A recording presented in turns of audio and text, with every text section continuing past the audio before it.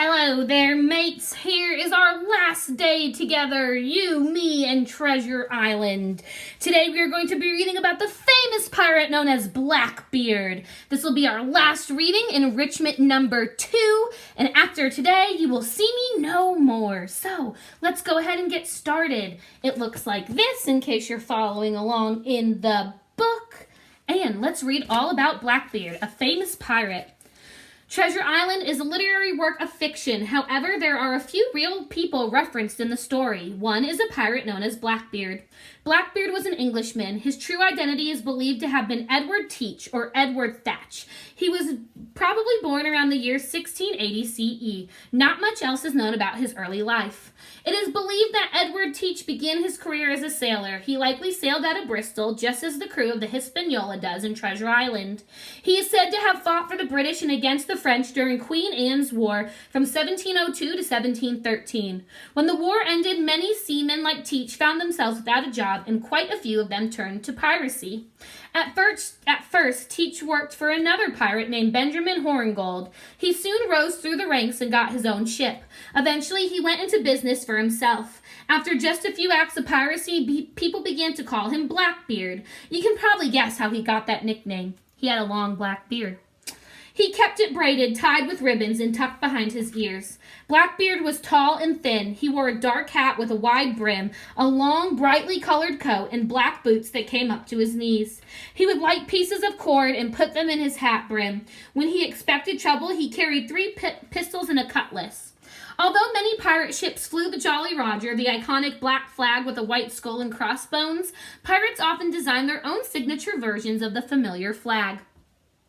Blackbeard had his own unique flag. Like the traditional Jolly Roger, it was a black flag with a white skull on it, but it was a full skeleton figure holding an hourglass. It is believed that the hourglass was meant to represent the enemies that time was running out. On the other hand, the skeleton held a spear pointed at a red heart. Perhaps this was Blackbeard's way of warning his enemies. Give me your money or I will put a spear in your heart. Several of Blackbeard's largest attacks took place in 1717. That year, out in the Atlantic, he is said to have captured a ship loaded with wine. Later, he captured a French merchant ship that was transporting enslaved Africans to the Americas. He commanded the ship to the nearest port and dropped off the people there, but he kept the ship for himself, naming it Queen Anne's Revenge.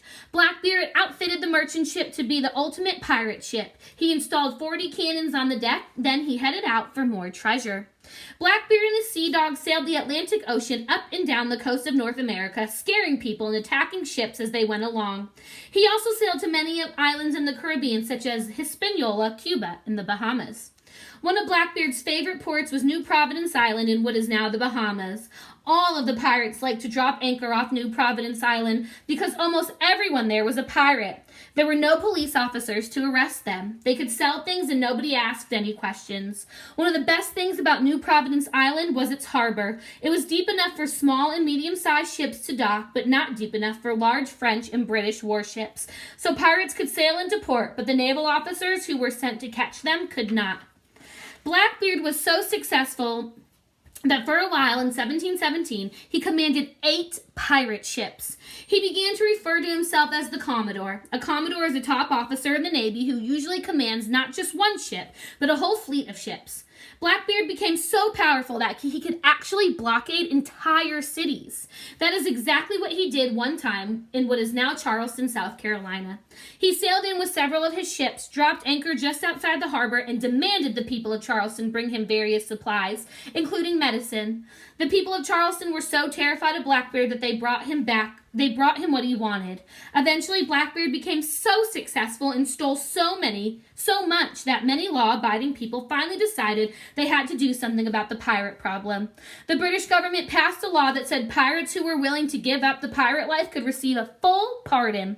This meant that any pirate who promised to stop sealing would not be sent to prison.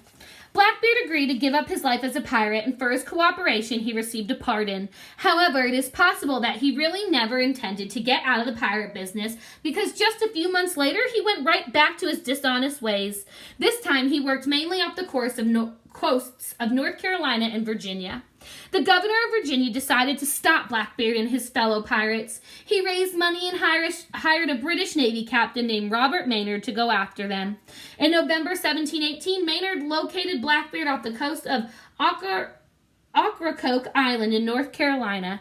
At the time, Blackbeard had only one ship and just a handful of men with him. Maynard's men fired at Blackbeard's ship, and the pirate returned fire. After a while, Maynard's ship sailed closer to the private ship, and Blackbeard saw there were only a few men on the deck of one of Maynard's ships. Blackbeard decided to board the ship, not realizing he was falling into a trap. Maynard had deliberately kept some of his men below deck in the hope that Blackbeard might attempt to board the ship. Just as Blackbeard and his men stormed onto the ship, Maynard's men came charging out. A fight ensued on deck as Blackbeard and Maynard fought face to face. Blackbeard was ultimately killed in battle. After that, most of the remaining pirates surrendered. When the battle was over, Maynard inspected Blackbeard's body. He found that longtime pirate had many wounds from previous fights. He had been shot 5 times and cut by swords or cutlasses at least 20 times. Blackbeard had some money and loot with him, but not as much as some might expect. In total, he had a little more than 2,000 British pounds worth of items in his possessions. Some people believe that he must have had more money hidden somewhere. Adventurous men went looking for it, just as the characters in Treasure Island go looking for Flint's money. As far as it is known, nobody has ever found it.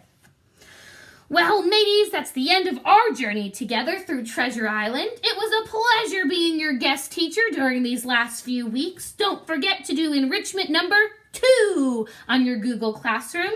You will have a new friend teaching you next week from a different era of history. I hope you enjoyed it. Hope to see you again. Captain Pegleg Skullfist signing off.